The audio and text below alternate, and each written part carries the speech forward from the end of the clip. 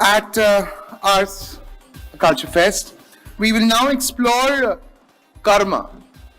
I think that's something that we all sometimes joke about, talk about, but that's what kind of seals our fate, our destiny. Karma.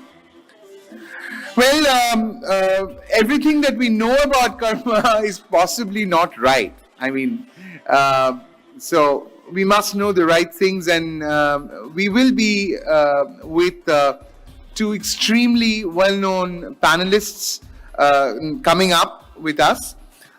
We have Acharya Prashant, who will be accompanied with Rahul Ishwar, who will carry on the conversation. I like to introduce Acharya Prashant to you. Acharya Prashant is a powerful voice of socio-spiritual awakening in today's world. He's a distinguished Vedant expert and has authored more than 80 books, including the national bestseller, Karma, Why Everything You Know About It Is Wrong. He's an alumnus of IIT Delhi, IIM Ahmedabad, and has also served as a former civil services officer. He's a supporter of pure Vedantic wisdom and a vocal warrior against superstition and inner weaknesses. He's also a promulgator of pure spiritual veganism and an expounder of essential human freedom. Well, to understand that we will be presenting more forums and, of course, live entertainment. I'll also like to point out that today was the second day of Arth, a Culture Fest, which is a Z initiative.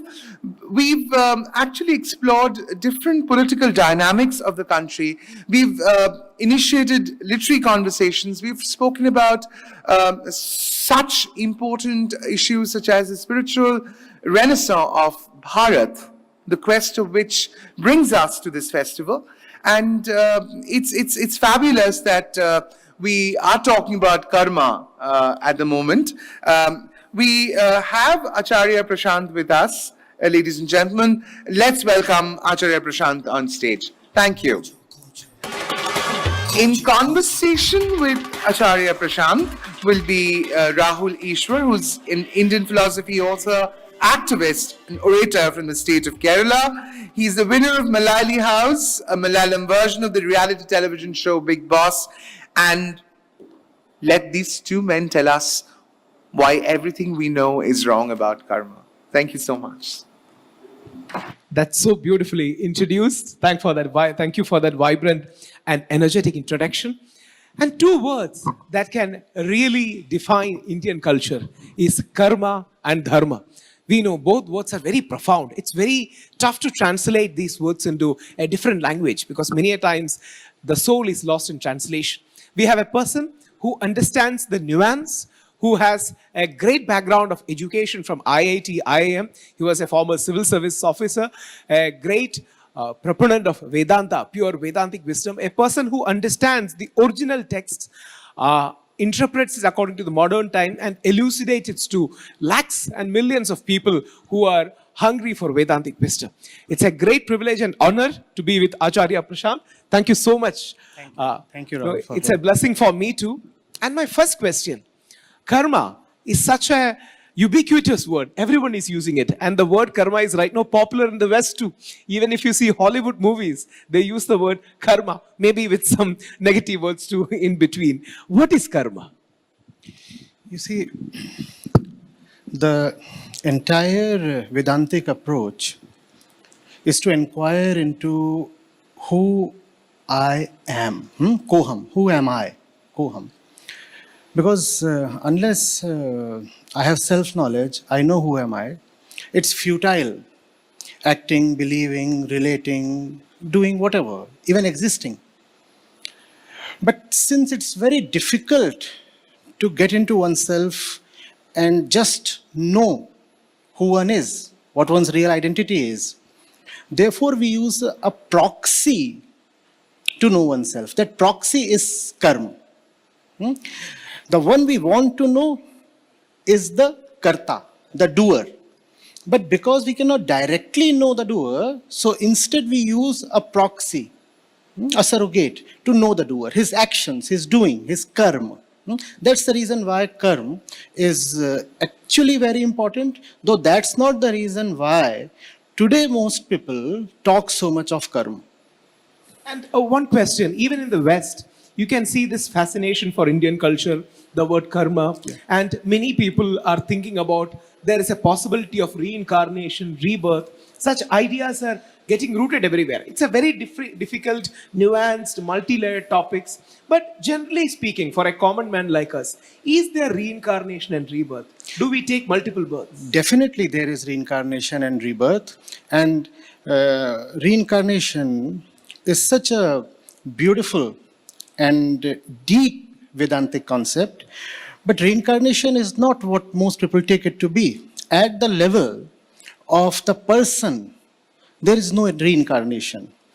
It is the tendency that forms the person that takes rebirth again and again. The person obviously will not come again. I will die and I will not be reborn. You too will die and you will not be reborn. But the aham vritti, the mother tendency that speaks through both of us, that seeks fulfillment through the physical existence of both of us, that will keep taking birth again and again, like the ocean keeps waving again and again. And waves come and waves go, but no particular individual wave takes birth again. Though waves keep coming one after the other, and all waves have something great in common. So that really is reincarnation, and I'm afraid it's very badly misunderstood. And for a common man, millions of youngsters might be seeing this. How do you explain what Vedic wisdom is, what the Vedantic knowledge is, and what are the applications for them in their practical life? Even Vivekananda used to say practical Vedanta. So what is the importance of learning this Vedic wisdom? To someone who is totally uninitiated, I would say Vedant means you're not what you take yourself to be. And it's of very little use to you to take yourself as what you do. What you think of yourself, what you consider yourself as, is not doing much good to you. So, first of all, get rid of, through the process of negation, neti neti, all the concepts, all the identities that you hold with respect to yourself. And then what emerges is something so powerful and so beautiful that will make life really worth living. And perhaps the most common question of all. Many good people who are doing good things don't get back good things in life. And many seemingly bad people get a lot of things in life. I am absolutely sure Acharya Prashant might have heard this question in the thousands of sessions you have delivered your sermon. Very interesting to hear this once again anyway. Yeah, exactly. So this will be the common question. Everyone saying that, what will happen to me? I'm doing good, but I'm not getting anything back. If you're doing something really good, the reward is instantaneous. You need not wait for the reward. And if you are waiting for the reward, then the goodness is still very partial, incomplete. That's the beautiful thing about goodness. It is so instantaneous, so guaranteed, and so independent that it does not have to look towards the future or towards circumstances or towards any external party giving you a reward. You do the right thing and you have been rewarded. In fact, doing the right thing is a product of internal rightness. When you are internally right, it's then that you do the right thing. And then the right thing is its own reward. Then you are not really, staring at the future with your arms stretched, almost like a beggar, asking for a reward and feeling disappointed. Well, I did the right thing, but life did not reward me the way it does other people equally. If you are doing something that's against your nature, and your nature is beauty, your nature is joy, your nature is freedom. If you are doing something against this, then that is a wrong action. And the punishment lies in the very doing. When you are doing this, at that moment, you are not being yourself. And that's a great suffocation. That's a great humiliation to oneself.